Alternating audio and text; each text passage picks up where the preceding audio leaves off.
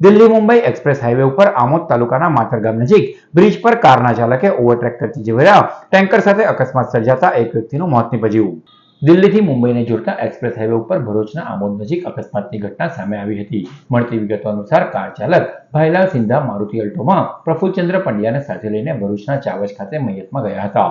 સવારના 7 વાગ્યે ચાવજ ગામેથી મયતની વિધિ પતાવી ઘરે પરત ફરતી વખતે દિલ્હી મુંબઈ એક્સપ્રેસ હાઈવે ઉપર સવારે 8:30 કલાકે આમોદ તાલુકાના માતર ગામ નજીક આવેલ બ્રિજ ઉપર અલ્ટો ગાડીના ચાલક ભાઈલાલભાઈ સિંધાએ પોતાની ગાડી ઓવરટેક કરવા જતા આગળ ચાલતા ટેન્કર સાથે અથડાતા ગંભીર અકસ્માત સર્જાયો હતો, જેમાં તેમની સાથે બેઠેલા 60 વર્ષીય પ્રફુલ્લચંદ્ર પંડ્યાને માથાના ભાગે તથા છાતીના ભાગે ગંભીર ઈજાઓ થતા તેઓ બેભાન થઈ ગયા હતા, જ્યારે ડ્રાઈવરને સામાન્ય ઈજાઓ થઈ હતી, જેથી બંનેને 108 એમ્બ્યુલન્સ સેવા મારફતે આમોદ સામૂહિક આરોગ્ય કેન્દ્ર ખાતે ખસેડવામાં આવ્યા હતા, જ્યાં હાજર તબીબે પ્રફુલ્લચંદ્ર પંડ્યાને મૃત જાહેર કર્યા હતા। બનાવ અંગે આમોદ પોલીસે ગુનો નોંધી વધુ તપાસ હાથ ધરી છે।